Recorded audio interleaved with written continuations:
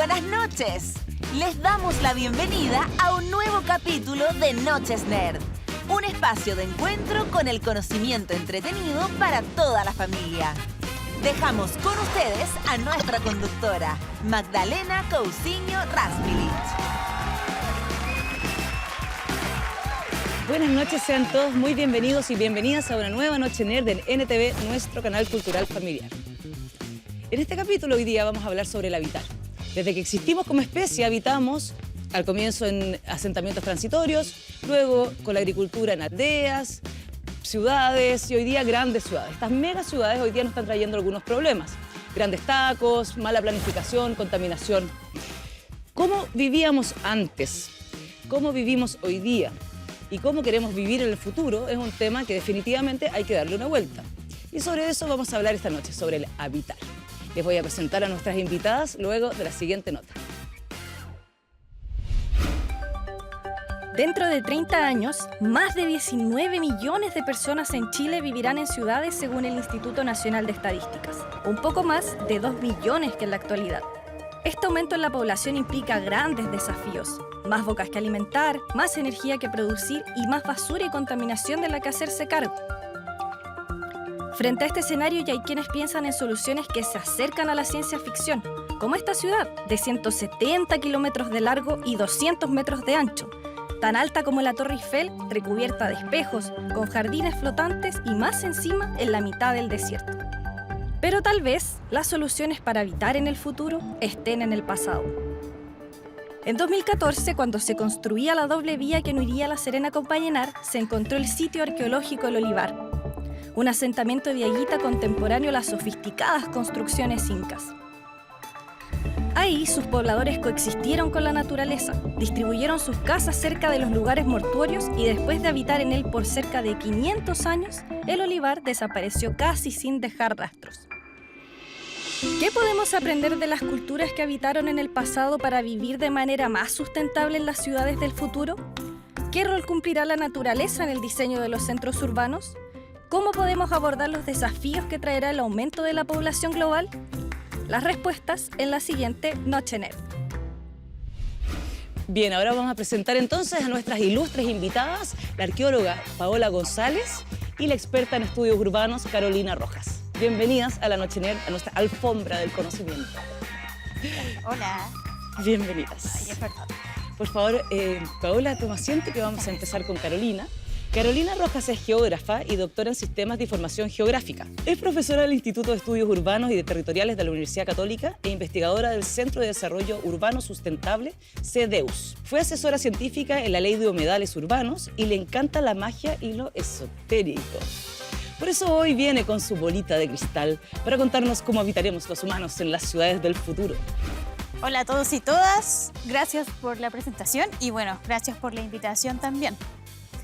Hoy vamos a hablar de las ciudades del futuro. Así quiero que todos en la casa se imaginen cómo serán nuestras ciudades en el futuro y cómo será habitar en el 2050 o en el 2100. Por ejemplo, yo me imagino una ciudad verde, una ciudad limpia, una ciudad sin congestión, sin contaminación, una ciudad sin ruido, una ciudad donde todos y todas podamos desarrollarnos libremente. ¿Cómo te la imaginas tú? ¿Ya estás planificando la idea de esa ciudad en el futuro? Bueno, esa no es una pregunta fácil, porque se lo preguntan millones de personas, ya que el 55% de la población del mundo vive en ciudades. Eso es alrededor de unos 4.000 millones de personas que están aglomeradas en unas 500.000 ciudades. Y las ciudades, si bien son exitosas porque nos han permitido desarrollarnos en ellas, también han producido muchos efectos en la naturaleza. Por ejemplo, se han fragmentado hábitats, se ha perdido conectividad ecológica, incluso esa pérdida de hábitat tiene relación con la pandemia que estamos viviendo. Todas las proyecciones nos indican que las ciudades seguirán creciendo. Y ese es un problema para nuestra humanidad porque nuestro habitar no ha sido sustentable. Para el 2050 probablemente seremos unas 7.000 millones de personas viviendo en ciudades. Por tanto, tenemos que tomar conciencia de nuestro habitar. Y ese habitar tiene que ser más sustentable.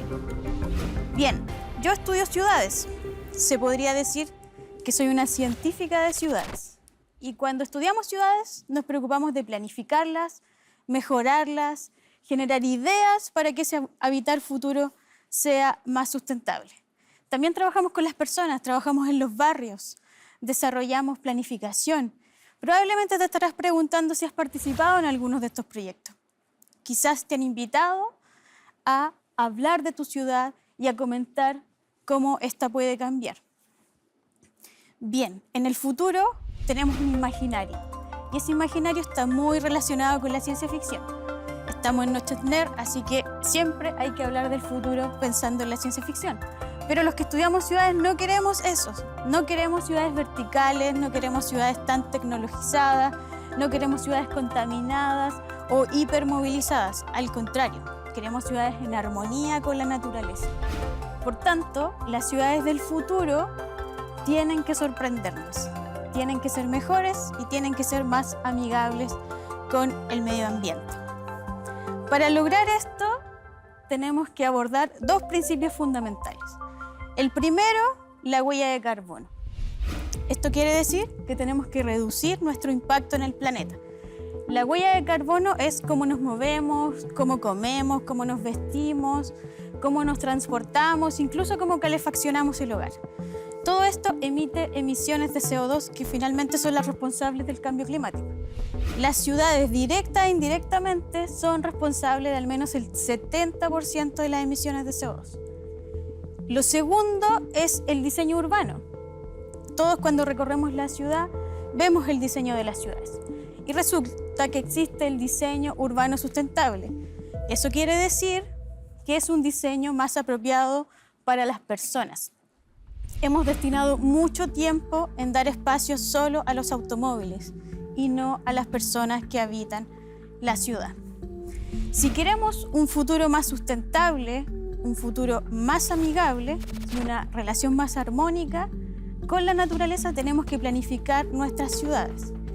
Y te puedo contar 5 puntos claves que deberíamos considerar en esta nueva planificación baja en carbono y con diseño urbano sustentable. Para esto tenemos que poner atención en la densidad, en el consumo, en la movilidad, en la alimentación y en la energía. Primera clave, ciudades compactas y densas. Las ciudades compactas y densas son ciudades donde podemos vivir de una forma más concentrada utilizando menos suelo. Esto quiere decir que mientras más suelo ocupamos, más se dispersan las ciudades y eso está asociado a un mayor consumo de combustible y a un mayor gasto energético. Cuando las ciudades son más densas, consumimos menos suelo, podemos hacer viajes más próximos. Así que observa tu ciudad, pregúntate cómo es la densidad, si hay edificios, si estos edificios son homogéneos o son demasiado altos y no están en relación armónica con el paisaje. La segunda clave son las ciudades próximas o las ciudades accesibles. Comenté anteriormente que le hemos dado mucho espacio al automóvil y esto quiere decir que hemos privilegiado los viajes a mayores distancias. Cuando apostamos por una ciudad próxima y accesible, estamos pensando en una ciudad caminable, ya una ciudad que podríamos recorrer en 15 minutos y podríamos satisfacer todas nuestras necesidades en ese rango. Esto es lo que se llama la ciudad de los 15 minutos, una ciudad caminable, próxima. Esta ciudad revierte la pirámide de la movilidad. Antes los autos estaban primero, ahora los peatones tienen que estar primero. Luego los ciclos, bicicleta, la accesibilidad universal, posteriormente el transporte público, sigue el transporte de carga y el transporte relacionado a los servicios y en última prioridad los automóviles. Esto no quiere decir que no puedas conducir más por la ciudad o no te puedas mover más en automóvil, sino básicamente es que ahora tienes que moverte con una velocidad más a escala humana, de forma más lenta y en recorridos más extensos y no en los recorridos cortos. También en las ciudades accesibles nos tenemos que preocupar de las personas. En la ciudad existen una diversidad de personas con edades, géneros y por lo general hemos planificado las ciudades solo para un tipo de personas y un tipo de movilidad, que sería de la casa al trabajo.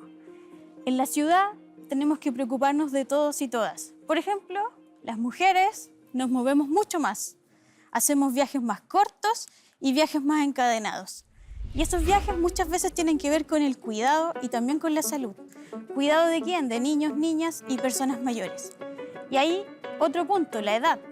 El país está envejeciendo, entonces tenemos que procurar un diseño más adecuado para estas personas mayores que necesitan una movilidad más expedita. Pregúntate si en tu ciudad se mueven bien las personas, si todas las personas pueden acceder a los servicios o quiénes son más privilegiados. Pregúntate cómo son los viajes en automóvil, si son cortos, si son extensos. Evalúa cómo son las veredas, si los niños y niñas se pueden mover. Ve, observa la movilidad de tu ciudad. La clave 3 son las ciudades cero emisión. Ya lo adelanté un poquito cuando hablamos de la huella de carbono. Pero estas ciudades son las que no son dependientes de los combustibles fósiles. Ya nosotros usamos energía, usamos transporte y todo eso es dependiente de los combustibles fósiles. La idea es que de aquí al 2050, a medida que descarbonizamos la economía, las ciudades también se van descarbonizando. Y en el futuro podríamos tener ciudades autónomas que generen energía, incluso podrían generar su propia alimentación. Así que observa si en tu ciudad existe alguna iniciativa baja en carbono, por ejemplo, la electromovilidad. Quizás todavía no llega la electromovilidad a regiones, pero prontamente podría ser una realidad. Las ciudades cero emisión van a ser una realidad en el futuro. La cuarta clave son las ciudades de la naturaleza. Por lo general, entendemos que las ciudades son grises, de mucho hormigón, no consideran la naturaleza, incluso la dejan aparte, pero la ciudad del futuro tiene que estar en desarrollo con la naturaleza. Debe ser más armónica. Eso quiere decir que tenemos que recuperar nuestras riberas de los ríos, tenemos que restaurar los cerros, tenemos que regenerar la vegetación nativa, restaurar los humedales o recuperar los humedales que muchas veces han sido rellenados, recuperar las lagunas que están muchas veces contaminadas. La ciudad con la naturaleza es una ciudad que va a propiciar los corredores ecológicos. Así que te invito a observar en tu ciudad si existen elementos naturales en ella, cómo están esos elementos, cómo está el río, cómo están los humedales, cómo está la laguna, si los puedes observar y si puedes acceder a ellos. La clave última sería las ciudades del agua. Esto se relaciona con las ciudades sensibles al agua. El agua es parte de la ciudad, o sea, la ciudad también está incluida en el ciclo urbano del agua y muchas veces el agua es tratada como un desecho. Prácticamente la queremos lejos de la ciudad. En la ciudad del futuro no solo el agua va a escurrir, sino que el agua también se conduce, se infiltra, se almacena. Cuando infiltramos podemos recargar los acuíferos, por ejemplo. Podemos también mejorar la contaminación. Muchas veces el agua cuando pasa por la ciudad se contamina y llega contaminada al mar. La ciudad del futuro perfectamente podría ser una ciudad esponja, es decir, una ciudad que absorbe el agua y la almacena. También una ciudad con soluciones basadas en la naturaleza. Eso quiere decir una ciudad que va a tomar como aliado a los ecosistemas naturales para enfrentar las consecuencias del cambio climático. Bien, entonces supongo que ya estamos más claros. Lo importante es bajar nuestra huella de carbono en las ciudades, tener diseños urbanos más sustentables y desde mis estudios yo puedo dar 5 claves. Las ciudades compactas y densas, las ciudades próximas y accesibles, las ciudades cero emisión, las ciudades naturales y las ciudades del agua. En el futuro, probablemente cuando evalúen nuestra forma de habitar, se van a reír de nosotros, no lo van a comprender, cómo perdíamos tanto tiempo en la conducción o cómo no valorábamos nuestros ecosistemas naturales. Pero sin duda, cuando observen cómo cooperamos en momentos de crisis, van a valorar que estuvimos dispuestos a hacer los cambios. Y esos cambios son los que nos propician unas ciudades del futuro más sustentables, más amigables, más armónicas y más sensibles con la naturaleza. Gracias.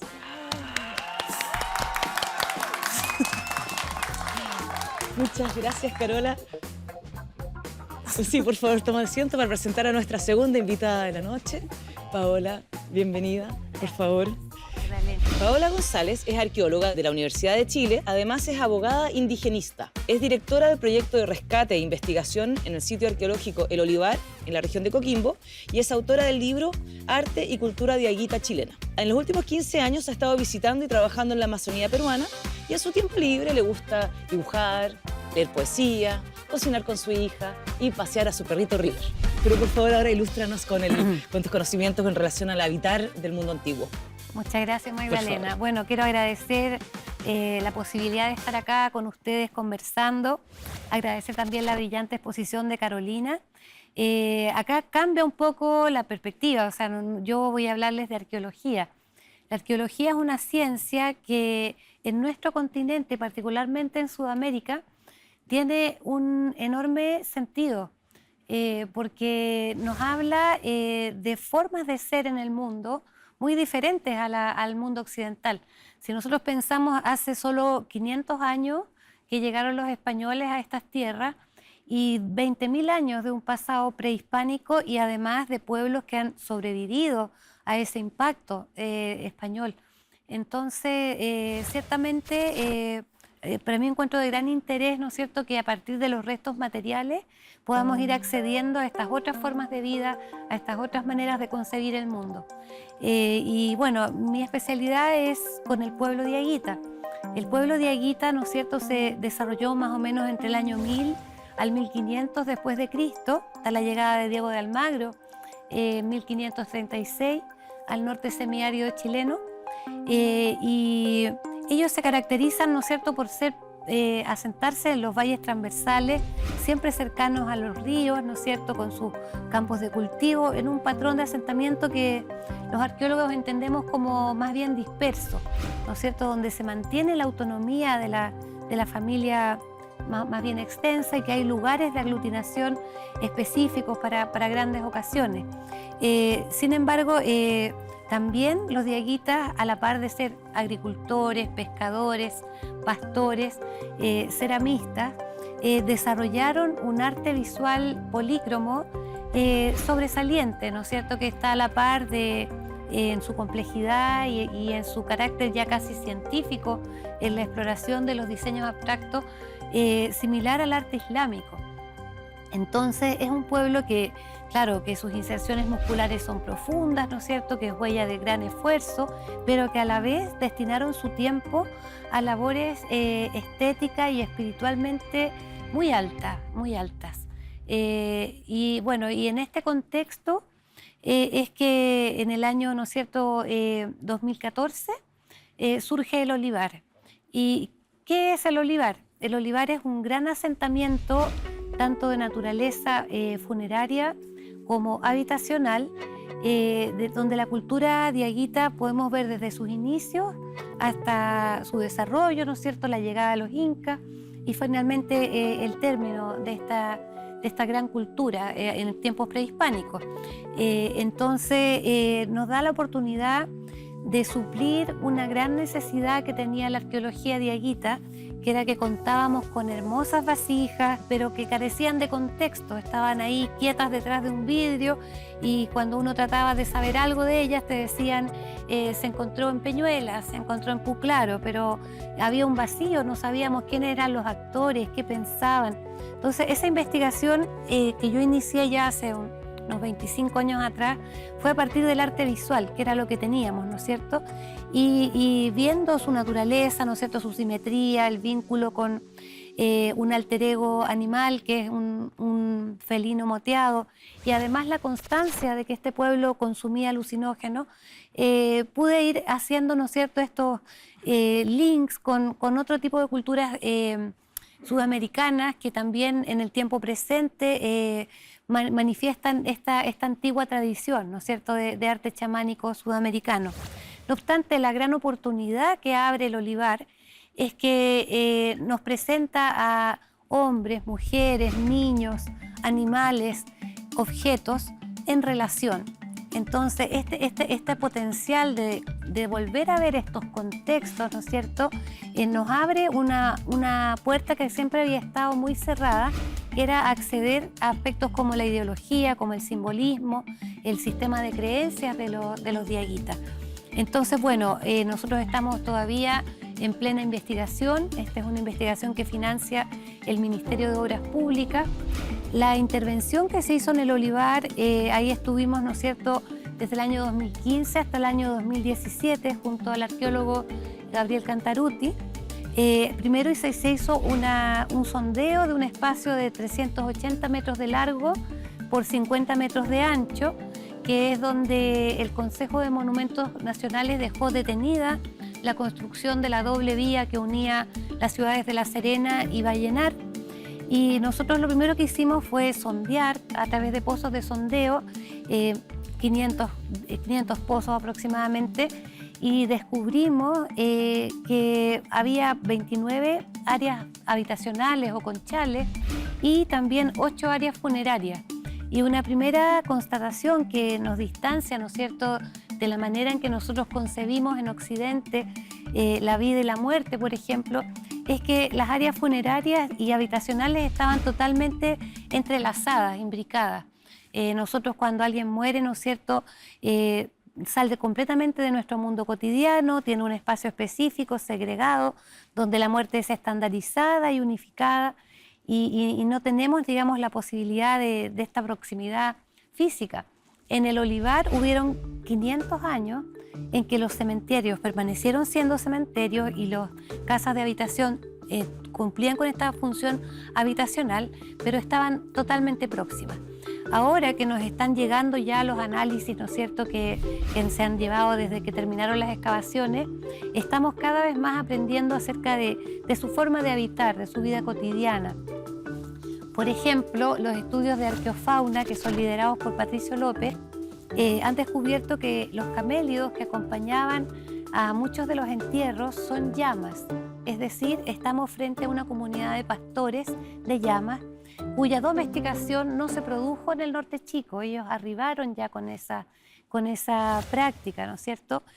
Además, que nos decía también ese estudio, que, por ejemplo, que en el sitio del olivar se produjo crianza en el sitio, ya que habían huesitos, ¿no es cierto?, de distintas edades, y también se detectó algunos animales enfermos con una enfermedad que se llamaba polidactilia, o sea, tenía más de los dedos que debería tener.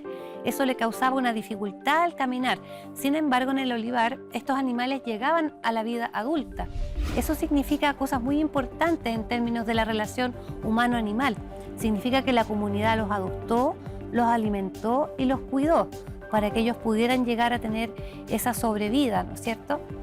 En fin, también, bueno, lo que nos mostraba Arqueofauna, que es una comunidad muy afiatada con su medio ambiente, donde había abundante relación con la costa, ¿no es cierto?, pescados, otarios, o sea, lobos marinos, aves, camélidos, eran parte de su dieta. Acá también la arqueobotánica nos da luces muy interesantes acerca de prácticas de tipo agrícola en las áreas habitacionales. Por ejemplo, la investigación llevada a cabo por Luciana Quiroz y Carolina Belmar nos muestran que se seleccionaban especies afines como quinoa, amaranto y algún tipo de yuyos, ¿no es cierto?, en zonas específicas de esta que podemos concebir como una aldea. Además, ellos han encontrado a través del estudio al interior de las vasijas cerámicas los microrestos, ¿no es cierto?, de distintos alimentos, por ejemplo, maíz, ¿no es cierto?, quinoa, algarrobo, chañar, pero también una gran cantidad de vegetales alimenticios que actualmente son totalmente desconocidos para su consumo. Eso nos da una gran alternativa como patrimonio alimentario para los difíciles tiempos que se avecinan, ¿no es cierto? Ellos comían unos tubérculos de las familias de las astromelias, el copao, que es un fruto de un cactus, y una gran variedad, madi también, que es una plantita que tiene unas semillas que dan un aceite muy nutritivo y que todos ignoramos su utilización. Por otra parte, también encontraron al interior de las vasijas signos de alucinógenos. Tenemos chamico y también una planta que todavía se usa en el mundo mapuche que se llama la tué. Este latué actualmente lo usan las machis para mejorar su peuma o sueño y también para que los niños vean mejor, ¿no es cierto?, su naturaleza. Entonces, este elemento, ¿no es cierto?, de los alucinógenos encontrados en contextos habitacionales concretos, le da también un respaldo a esta pertenencia que yo sostuve tiempo atrás del arte visual diaguita como perteneciente a esta tradición de arte chamánico. Por otra parte, la antropología física nos ha dado información muy interesante acerca de la calidad de vida, de las relaciones de género también. Por ejemplo, sabemos que hay una suerte de diferenciación social por género en el trabajo. Solamente los hombres tienen un mayor porcentaje de fracturas, ya sea por trabajo, ¿no es cierto?, como mariscar o la labor puede ser de casa, y las mujeres no. Las mujeres tienen fuertes inserciones musculares en sus dedos, producto de la actividad de elaboración textil, y solamente los hombres tienen una patología que se llama exostosis auditiva, que es para bucear o nadar en aguas frías. Es decir, pareciera ser que el mar era un ámbito más bien masculino. Otro elemento muy interesante, bueno, también se detectaron una alta mortalidad infantil, y también algunas mujeres también vinculadas con artefactos para la elaboración de la cerámica. Un elemento importante dentro de estas constataciones, ¿no es cierto?, de la antropología física es que, por ejemplo, toda la población tiene inserciones musculares profundas, ¿no es cierto?, donde el esfuerzo era cotidiano. Pero también desde el punto de vista de la cultura material, vemos que ellos están manufacturando verdaderas obras de arte y que son utilizadas dentro de su comunidad. O sea, tanto esta cerámica polícroma con esta simetría, que es una suerte de matemática ancestral, ¿no es cierto?, de gran complejidad. En este sentido, el matemático Andrés Navas ha investigado los patrones simétricos de los diaguitas y dice que la simetría unilateral conocen todas las variantes posibles, y la simetría bilateral, que es la más compleja, manejan una gran cantidad de principios simétricos y solamente no están representando los más sencillos, como si hubiera un filtro cultural que impide al diaguita hacer cosas tan bajo estándar, digamos. Entonces, eso por una parte. Otra constatación interesante es que cerca del 50% de los hombres tenía artefactos vinculados al consumo de alucinógenos y casi un 13% de las mujeres. Esto es lo primero que nos indica que esta experiencia de estados alterados de conciencia no estaba definida para un solo personaje que estuviera monopolizando esta vivencia, ¿no es cierto?, como podría ser el chamán, sino que era más bien una experiencia muy extendida en la población. Eso tiene efectos importantes también cuando ahora observamos las prácticas mortuorias, porque en el olivar rescatamos 223 contextos funerarios articulados, 30 y un poco más de entierros secundarios, 56 camélidos también articulados, y como les decía, acá se nos abre toda esta panorámica para observar las relaciones que se establecen entre objetos humanos, animales, ¿no es cierto?, hombres, mujeres y niños.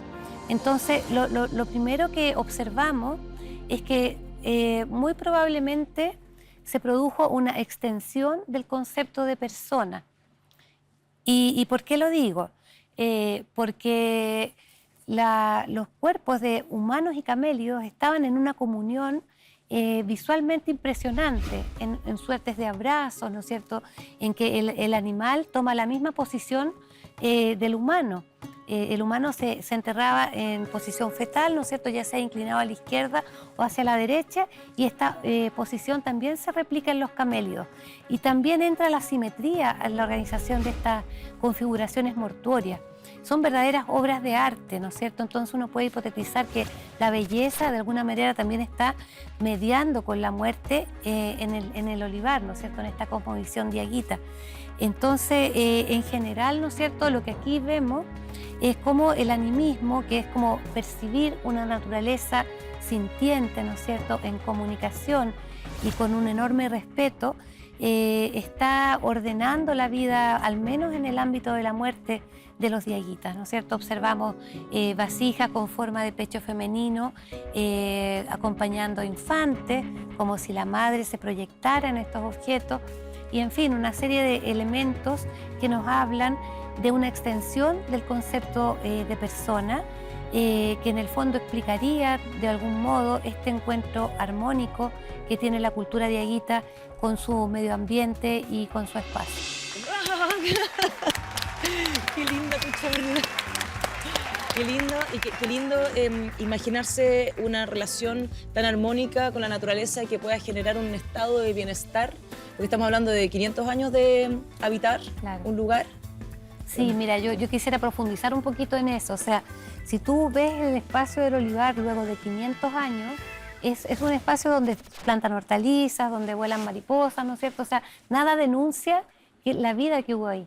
Entonces, en mi opinión, para poder lograr ese carácter tan efímero y tan sano de habitar, es porque había también una clara conciencia del ser humano como parte de un todo mayor. O sea, en este sentido, con esta extensión del carácter de persona a los animales, a los fenómenos meteorológicos, a los ríos, al mar, tú en el fondo estás situándote como ser humano en un mundo sintiente. O sea, no tienes la noción de recursos o de algo que debe ser dominado, ¿no es cierto?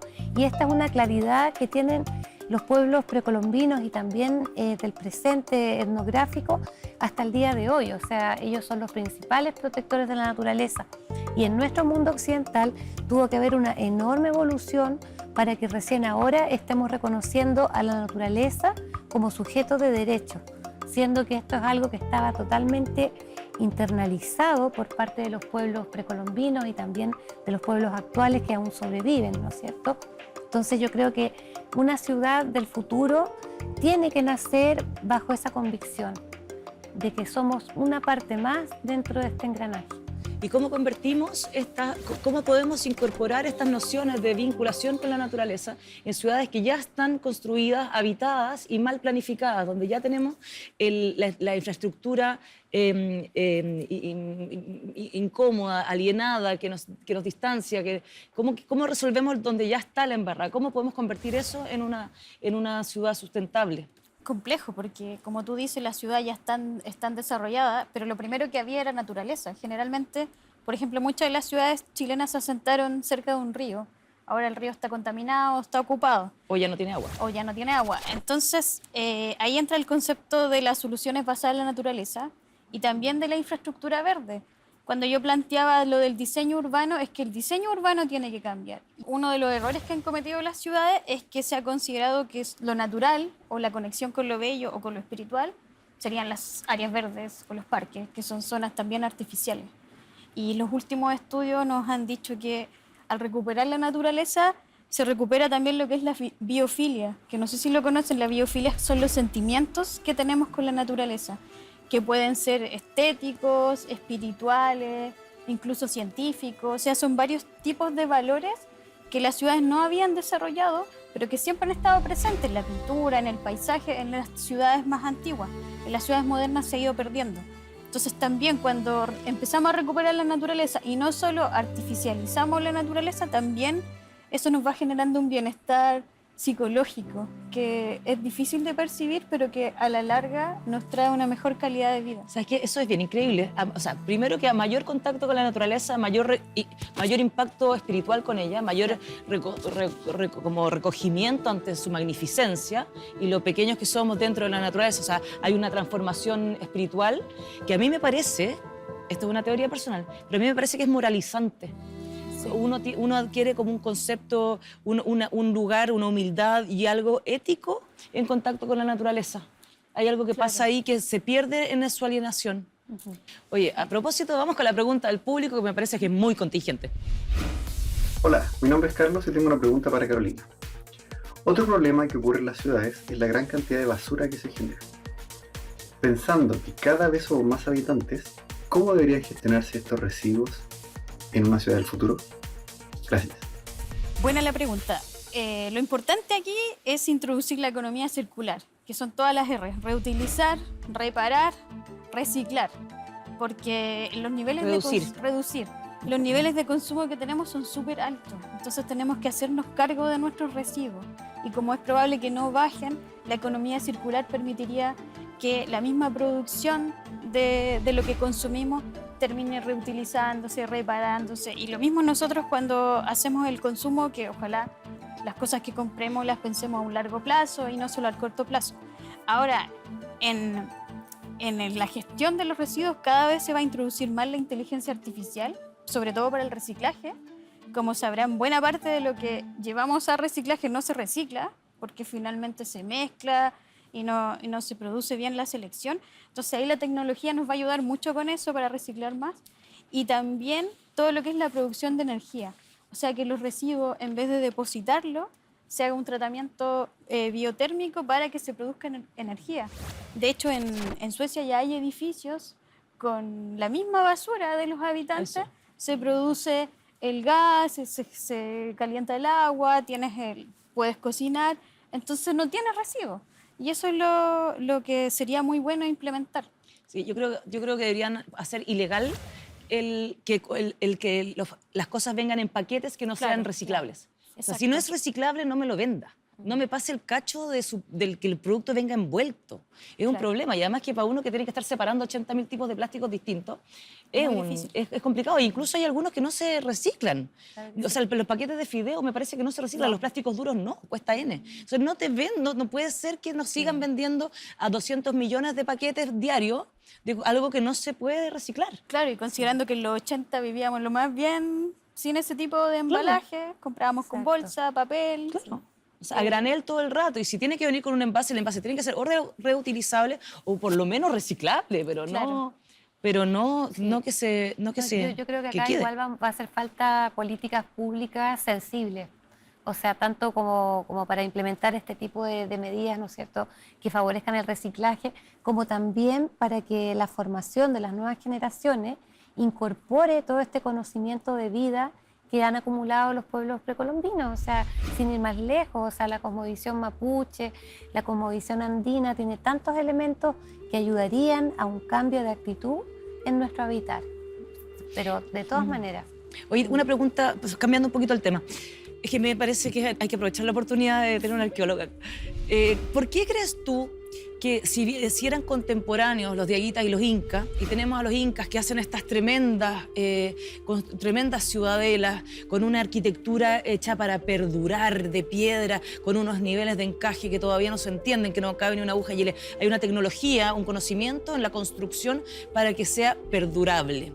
En cambio, simultáneamente tenemos un asentamiento como el Olivar, donde lo efímero resulta ser el valor. ¿Por qué crees tú que sucede aquello simultáneamente? Porque algunas sociedades tienden a una cosa tan distinta que la otra. Claro, bueno, yo pienso que una de las maravillas que nosotros tenemos en nuestra América del Sur es esta enorme variabilidad, ¿no es cierto?, de las formas de estar en el mundo, de los distintos pueblos, ¿no es cierto? O sea, acá donde termina la luz eléctrica comienza un mundo completamente distinto y diverso, digamos, de tantas culturas que han variado en el fondo su forma de entender qué es lo importante, qué es lo relevante. Y en el caso de los diaguitas y de los incas, ellos se encontraron como pueblo. Los diaguitas actuaron como alianza estratégica con los incas y los acompañaron en toda su expansión a la zona central de Chile, al noroeste argentino. Estaban dentro del Tahuantinsuyo. Claro, porque el Inca valoró mucho esta creatividad, ¿no es cierto? El Inca potenció este arte simétrico, por ejemplo, y que está muy vinculado con el tema chamánico. Entonces, la respuesta a lo que tú me dices de por qué unos eran efímeros y los otros eran, como por así decir, grandilocuentes, yo creo que forma parte de la enorme riqueza que tienen nuestros pueblos precolombinos. O sea, acá no podemos aplicar esta línea de la barbarie, la civilización, porque no existe pirámide. No, claro, porque uno puede normalmente preguntarse cuál es el costo de una pirámide en subyugación humana, ¿no es cierto?, en jerarquización. En el Olivar, por ejemplo... Esa es una variable importante, porque, por ejemplo, en el mundo más del sur, más del cono sur, tampoco tienden a hacer construcciones tan grandes, porque tienen sociedades mucho más horizontales. Exactamente. Por ejemplo, ejemplo, si tú ves los contextos funerarios del olivar, hay hombres, mujeres, niños, están todos como sumamente coincidentes con sus ofrendas. O sea, no hay un gran señor, están todos trabajando mucho por sobrevivir y por vivir en su aldea, están todos con acceso a esta belleza, ¿te fijas? Entonces, claro, las construcciones son en base a paja, en base a adobes, ¿no es cierto?, a tierra, en base a agua, no duran más de 2 o 3 generaciones, pero como resultado tienen esta enorme digamos, desenlace de no producir cambios. O sea, ¿quién vive en este momento 500 años en un espacio que después te queda apto para lo que tú quieras, ¿no es cierto?, que queda fértil? No sé, yo pienso que en ese sentido tenemos que revisarnos. O sea, si esta grandilocuencia nos está llevando a niveles de crisis como las que estamos ahora, volvamos a lo simple, digamos. Sí, y es una simpleza que es muy rica en cuanto a lo que es reflexión, pensamiento, belleza, estética, ¿no es cierto? Espiritualidad. Sí. Vamos con la segunda pregunta del público. Hola, me llamo Pamela. Muchas gracias por ambas charlas y tengo una pregunta para Paola. ¿Qué aspectos de la vida cotidiana de los Diaguitas podemos ver en nuestra propia vida diaria? ¿Y qué mantenemos de ese pasado? Bueno, si pensamos en el norte chico, hay una herencia muy grande que todavía se mantiene. Por ejemplo, los bailes chinos, que son una expresión devocional, sincrética con la Iglesia Católica, pero que tiene una gran componente indígena. Las flautas, por ejemplo, que ellos utilizan son muy semejantes a algunos instrumentos de hueso que encontramos en el olivar. También está la manufactura de alfarería, la manufactura de telares de palo enterrado, y de hecho el gobierno reconoció, o sea, el Estado chileno en el año 2006 al pueblo diaguita como un pueblo vivo. Eso es muy importante. Ahora, en cuanto a lo que en nuestra vida se podría parecer a esta relación tan fuerte que tenían ellos, por ejemplo, con los animales, yo creo que uno lo ha vivido quizá con sus mascotas. O sea, quizás muchos de nosotros hemos enterrado a nuestros perritos, a nuestros gatitos en nuestro mismo hogar, por el apego que uno tiene, por el valor, y por ahí se produce esa extensión de concepto de persona. O sea, yo creo que todo el que ha tenido una mascota sabe que sus miradas, su presencia, o sea, es un apoyo gigantesco. Entonces yo creo que de esa manera podemos aún ver que eso no está del todo perdido, ¿no es cierto? Sí, qué bonito eso. Carola, una pregunta para ti. Ya. Si estamos pensando, porque este es un tema muy importante, tenemos que resolver el problema de cómo vamos a habitar para poder sobrevivir y para además ser felices, vivir bien. Queremos vivir bien, queremos caminar por una ciudad que sea amable, queremos ser amigos de nuestros vecinos, queremos confiar en el desconocido, no queremos vivir apretados, no queremos vivir tensos, no queremos vivir mal, queremos vivir contentos, felices y desarrollar nuestro espíritu. En esa ciudad, el futuro urbano nacional, nos conviene repartir la densidad que tenemos en las urbes, en las distintas urbes. Nos conviene mantenerlas densas como están y reformularlas.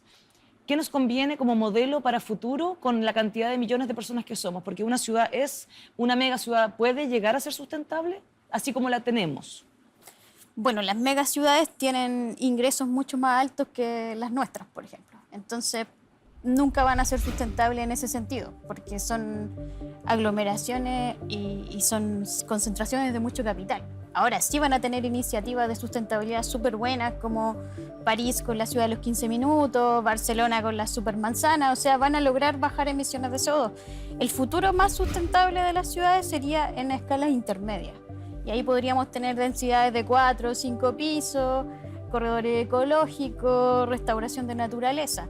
Ahora, para el caso chileno, no es llegar y desconcentrar población. Yo sé que en Santiago somos 8 millones, quizás 7 millones de habitantes. No podemos llegar y decir se tienen que ir 4 millones al sur o al norte, porque, por ejemplo, todavía la matriz energética no ha cambiado. Entonces, si los llevamos al sur, en las ciudades del sur dependen mucho de la leña, dependen mucho de la biomasa. Entonces, si no hacemos una transformación energética antes, vamos a llevar personas que van a usar esos energéticos, van a contaminar más que si están aquí, que aquí tenemos más diversa la matriz. Y lo mismo pasa con el transporte. Si se van las personas al norte, imagínate que en Copiapó no hay transporte público, o en Arica tampoco hay transporte público. Entonces las personas se van a ciudades y no van a encontrar transporte público, y la única solución que tienen sería la motorización privada.